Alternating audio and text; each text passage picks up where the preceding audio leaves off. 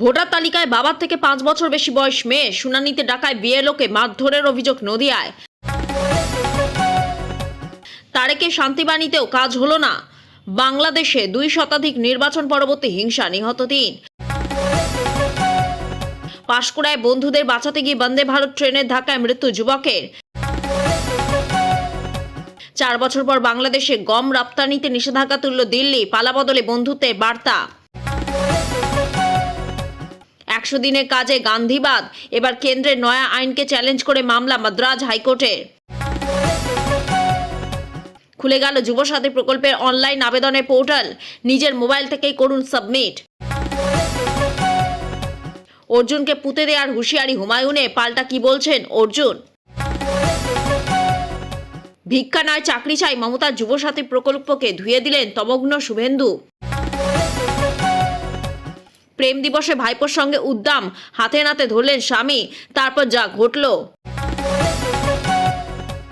বেলডাঙ্গার ঘটনায় এনআইএ চাওয়ার কোনো যুক্তি নেই, বিক্ষোভকারীদের পাশে দাঁড়ালেন অধীর চৌধুরী। তারেক রহমানের শপথ গ্রহণ অনুষ্ঠানে আমন্ত্রণ পেয়েও যাচ্ছে না মোদি, তবে কি চোর চোট্টাদের দল তৃণমূল ভালো লোক পাবে কোথায়? কোর কমিটিতে জ্যোতিপ্রিয় জায়গা পেতেই গর্জে উঠলেন অধীর। ভোটের মুখে শুভেন্দু অধিকারী উল্টো সুর, শ্রমিক ভট্টাচার্যের মুখে সংখ্যালঘুদের কাছে যাওয়ার বার্তা। পরনে বোরখা, বাক্কাতে কানওয়ার যাত্রায় মুসলিম তরুণী, ফুলঝড়ি স্বাগত জানালো হিন্দুরা। নির্বাচনে আগে কংগ্রেস ছাড়লেন প্রবীণ নেতা, যোগ দেবেন বিজেপিতে, শুরু জল্পনা। বড় খবর, বিধানসভা নির্বাচনে আগে তৃণমূলে যোগ দিলেন ওয়াসিম আকরাম। মমতা বন্দ্যোপাধ্যায়ের সুপ্রিম সওয়ালের পরই খুলে গেল যুবসাথী প্রকল্পের অনলাইন আবেদন পোর্টাল, নিজের মোবাইল থেকে করুন সাবমিট।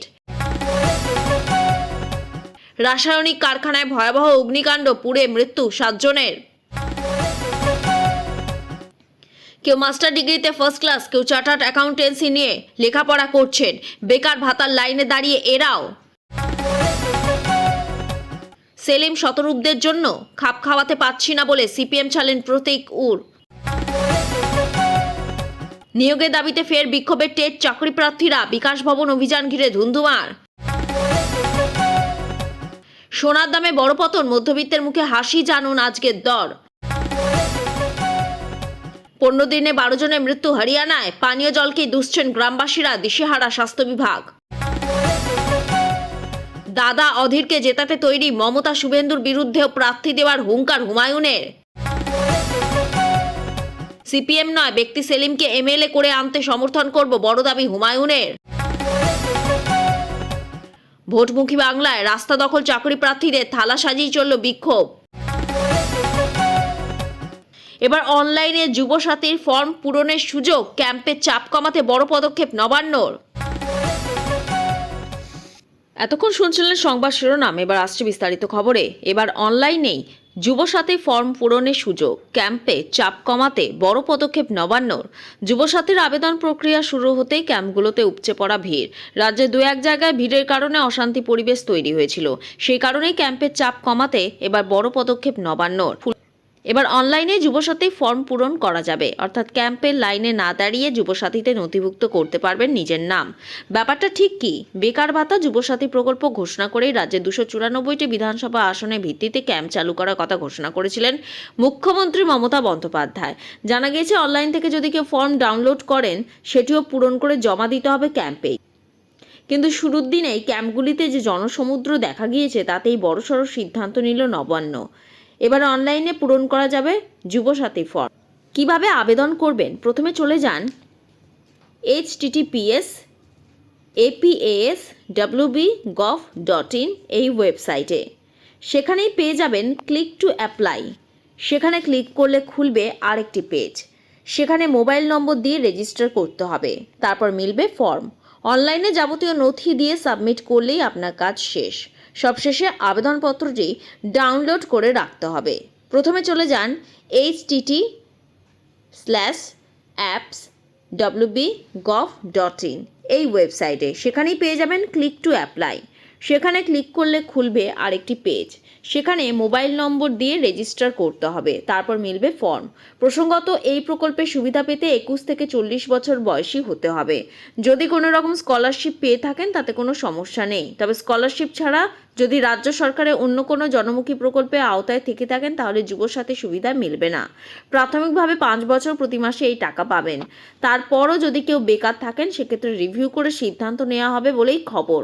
উল্লেখ্য, 15 ফেব্রুয়ারি থেকে 26 তারিখ অবধি চলবে এই ক্যাম্প। সকাল 10টা থেকে বিকেল 5টা পর্যন্ত আধিকারিকরা থাকবেন। সেখানেই প্রয়োজনীয় নথি দিয়ে আবেদন করা যাবে, সঙ্গে সঙ্গে মিলবে রসিদও। ভোটার তালিকায় বাবা থেকে 5 বছর বেশি বয়স মেয়ে শুনানিতে ডাকায় বিএলওকে মারধরের অভিযোগ নদিয়ায়। ভোটার তালিকায় বাবা থেকে 5 বছর বেশি বয়স মেয়ে শুনানিতে ডাকায় নদিয়ার কালীগঞ্জে বিএলওকে মারধরের অভিযোগ। গুরুতর আহত অবস্থায় শক্তিনগর জেলা হাসপাতালে চিকিৎসাধীন বিএলও আলী সাহেব শেখ। কমিশনের তথ্য অনুযায়ী বাবার থেকে মেয়ের বয়স 5 বছর বেশি। শুনানিতে ডাকা হয় আরিফা বিবিকে। মহিলার সঙ্গে তার বাবার কোনো লিঙ্ক মেলেনি দাবি বিএলওর। আরিফা বিবি অবৈধ ভোটার। নির্বাচন কমিশনকে জানান বিএলও। ভোটার তালিকায় নাম তোলার জন্য চাপ দেওয়া হচ্ছিল দাবি কালীগঞ্জ ব্লকের আশাচিয়া গ্রামের 80-225 বুথের বিএলওর। নাম না তোলায় চড়াও আরিফা বিবির স্বামী আইতুল্লাহ শেখ সহ কয়েকজন। মাথায় আঘাত, রক্তাক্ত অবস্থায় উদ্ধার বিএলও। টাকার অফার দেওয়া হয়েছিল, অস্বীকার করায় মারধর, অভিযোগ বিএলওর। অভিযোগ পেয়েছি, তদন্ত চলছে, জানালেন কৃষ্ণনগর পুলিশ জেলার অতিরিক্ত পুলিশ সুপার। গতকাল শেষ হয়েছে এসআইআর এর শুনানি পর্ব। এনুমারেশন ফর্মেই বাদ যায় 58 লক্ষ ভোটারের নাম। নির্বাচন কমিশন সূত্রে খবর, এদিন দুপুর পর্যন্ত এসআইআর এর শুনানিতে অনুপস্থিত রইলেন প্রায় 5 লক্ষ ভোটার। নথি যাচাইয়ের পর এখনো বাতিলের খাতায় 1.5 লক্ষের বেশি ভোটার। এখন ভোটার তালিকা থেকে মোট কত নাম বাদ যায় তা নিয়ে শুরু হয়েছে রাজনৈতিক চর্চা।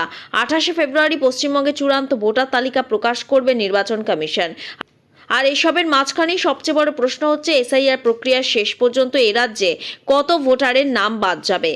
নির্বাচন কমিশন সূত্রে খবর, আনম্যাপড 32 লক্ষ এবং লজিক্যাল ডিসক্রিপেন্সির তালিকায় থাকা 1,51,92,735 জনকে শুনানির জন্য ডাকা হয়েছিল। এর মধ্যে শনিবার দুপুর পর্যন্ত শুনানিতে আসেননি 4,98,000-এর মতো ভোটার। সূত্রের দাবি তাদের নাম বাদ দেওয়া হবে। যারা শুনানিতে অংশ নিয়ে নথি জমা করেছেন, কমিশন সূত্রে খবর, শনিবার সকাল পর্যন্ত নথি যাচাই করে অযোগ্য এবং বাতিলের খাতায় রাখা হয়েছে আরও 1,63,000 মতো ভোটারকে। এখনো 15 লক্ষ ভোটারের নথি যাচাইয়ের কাজ বাকি রয়েছে। এসআইআর এ এনুমারেশন পর্ব হওয়ার পর খসড়া ভোটার তালিকা প্রকাশ করেছে কমিশন। তাতে ইতিমধ্যে 58 লক্ষ নাম বাদ গেছে। এর সঙ্গে জুড়তে পারে শুনানিতে অংশ না নেওয়া আরও 4,98,000 ভোটারের নাম। পাশাপাশি এখনো পর্যন্ত বাতিলের খাতায় থাকা আরও 1,63,000 নামও যদি এর সঙ্গে যোগ হয়, তাহলে শনিবার পর্যন্ত ভোটার বাতিলের সংখ্যাটা মোটামুটি দাঁড়িয়েছে 64,60,000-এর বেশি। ऐसा कुछ नहीं है। मैं बंगाल भारतवर्ष का नागरिक हूं और भारतवर्ष में एक बार हमने बाबरी मस्जिद को तोड़ के राम मंदिर बना दिया है, दूसरा बाबरी बनाने नहीं देगा। अभी कुछ खर्चा कर ले, दीवाल वाल खड़ा करे, बुलडोजर लगा के नहीं, उसको हाथ से जैसे तोड़े थे उस समय हम लोग फिर तोड़ेंगे। और उसकी कोई औकात नहीं है कि बाबरी मस्जिद वो बनाए। मस्जिद बना सकता है, मस्जिद के लिए हमें कोई आपत्ति नहीं। 10 फुट जमीन के नीचे गाड़ देंगे अर्जुन सिंह का, ऐसा भी बोला है। अब आज तक तो मुझे लगता नहीं, चूहा बिगाड़ा होगा। सर तोड़ेंगे क्या आप लोग? निश्चित तोड़ेंगे, निश्चित तोड़ेंगे। थोड़ा बनने दो ना, अभी मट्टी तोड़ के क्या करेंगे, बनेगा तो तोड़ देंगे। और हमारा लड़ाई मस्जिद से नहीं है, हमारा लड़ाई है बाबरी शब्द से, और बाबरी शब्द लगाएगा तो पक्का तोड़ेगा। कब जाएंगे सर? बनने दो यार, थोड़ा बन जाएगा, नहीं तो बिना बने हुए क्या तोड़ने जाएगा। वेलकम भी किया है। अरे वेलकम किया तो उससे कोई फर्क नहीं पड़ता, वेलकम नहीं करने से भी हम जाएंगे। हमारी लड़ाई मस्जिद से नहीं है, हमारी लड़ाई बाबरी शब्द से है। পরনে বোরখা, বাঁক কাঁধে কানওয়ার যাত্রায় মুসলিম তরুণী, ফুল ছড়িয়ে স্বাগত জানালো হিন্দুরা। পরনে বোরখা অথচ কাঁধে গঙ্গা জলে পবিত্র বাঁক, মুখে হর হর মহাদেব স্লোগান। মহাশিবরাত্রি উপলক্ষে কানওয়ার যাত্রায় সামিল হয়েছেন উত্তরপ্রদেশের এক মুসলিম তরুণী। গন্তব্য হরিদ্বার থেকে উত্তরপ্রদেশের সম্ভল, দূরত্ব প্রায় 170 কিলোমিটার। দীর্ঘ এই পথ পাড়ি দিয়ে মহাশিবরাত্রিতে শিবের মাথায় জল ঢাললেন তামান্না মালিক নামের ওই মুসলিম তরুণী। বেনজির এই দৃশ্য দেখে পথে ফুল ছড়িয়ে তাকে স্বাগত জানালেন হিন্দুরা। গত কয়েকদিন ধরে সোশ্যাল মিডিয়ায় রীতিমতো চর্চায় উঠে এসেছেন তামান্না।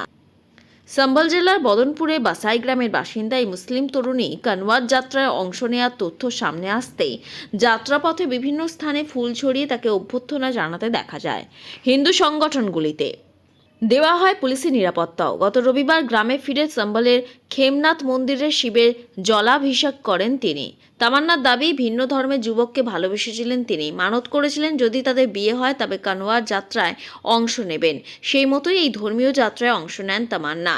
জানা যাচ্ছে 3 বছর আগে আমন ত্যাগী নামে এক গ্রামের হিন্দু যুবকের সঙ্গে বিয়ে হয়েছিল তামান্নার। দুজনে ভিন্ন ধর্মের হওয়ায় তাদের প্রেমের সম্পর্ক মানেনি পরিবার। এই অবস্থায় পরিবারের অমতে বাড়ি থেকে পালিয়ে বিয়ে করেন ওই যুগল। বর্তমানে তার 2 সন্তান রয়েছে। তামান্নার দাবি, সেই সময় তিনি মানত করেছিলেন যদি এই বিয়ে হয় তবে কানওয়ার যাত্রায় অংশ নেবেন। সেই মতোই এই ধর্মীয় যাত্রায় অংশ নেন তিনি। পাশাপাশি হিন্দু ধর্মে প্রশংসা করে তরুণী বলেন, এই যাত্রায় বহু মানুষের ভালোবাসা পেয়েছি আমি। একাধিক জায়গায় ফুল ছড়িয়ে উষ্ণ অভ্যর্থনা জানানো হয়েছে আমাকে। সনাতন ধর্মের মানুষ আমায় সমর্থন করেছেন। তবে বোরখা পরে ধর্মীয় যাত্রায় অংশ নেওয়ার ঘটনায় বিতর্কও শুরু হয়েছে।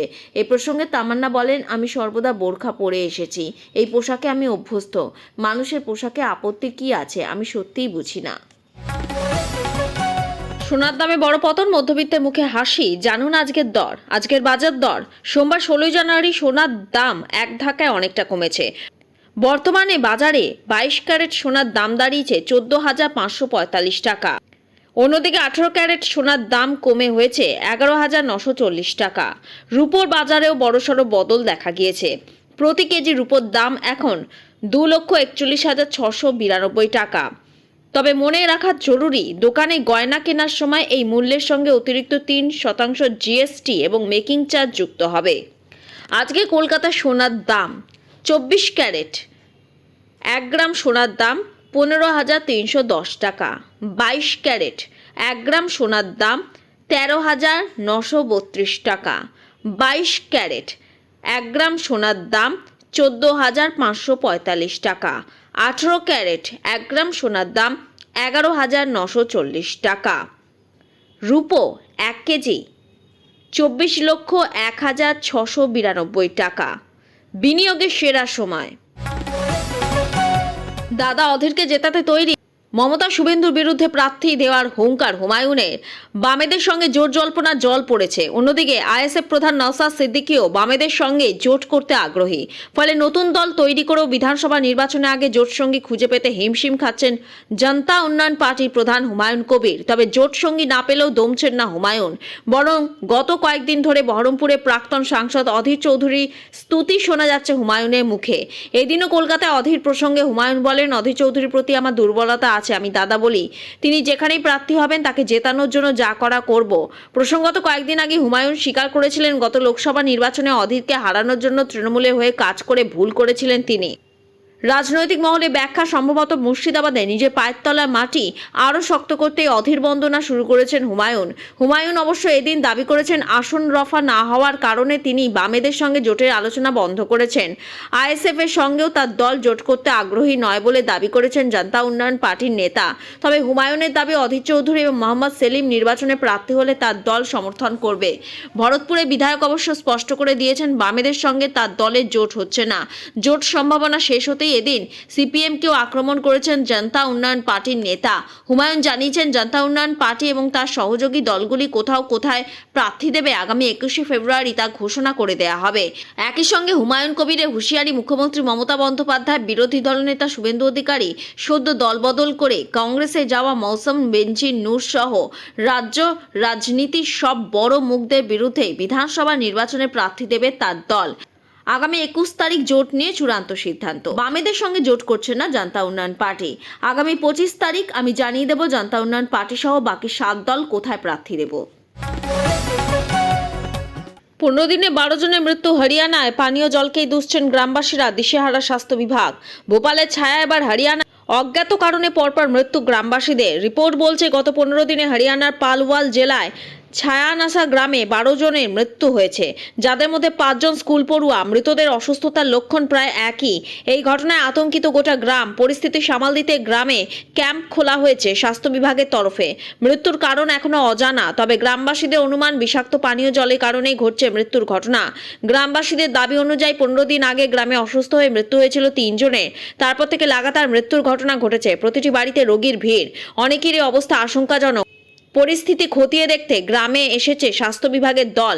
গ্রাম জুড়ে রোগীদের পরীক্ষা নিরীক্ষার পাশাপাশি রক্তের নমুনা সংগ্রহ করা হচ্ছে। বেশিরভাগ রোগীরই লক্ষণ জ্বর, কাশি, শরীরে ব্যথা এবং বমি।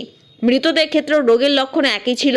গ্রামবাসীরা জানিয়েছেন স্বাস্থ্য বিভাগের দলটি 4 জনের মৃত্যুর কারণ হিসাবে হেপাটাইটিস বি এবং সি কে দায়ী করেছে, যেখানে 3টি ক্ষেত্রে রোগীর একাধিক অঙ্গ কাজ করা বন্ধ করে দেয় এবং লিভারের সংক্রমণের কারণে মৃত্যু হয়েছে।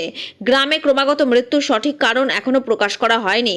107টি জায়গা থেকে জলের নমুনা সংগ্রহ করা হয়েছে। এর মধ্যে 23টি ক্ষেত্রে দেখা গিয়েছে জল পানের অযোগ্য। জলে ক্ষতিকারক ব্যাকটেরিয়া মিলেছে। ক্লোরিনের ঘাটতিও রয়েছে জলে। পালওয়ালের এই গ্রামে বেশিরভাগই মুসলিম সম্প্রদায়ের মানুষ। গ্রামের জনসংখ্যা প্রায় 5000।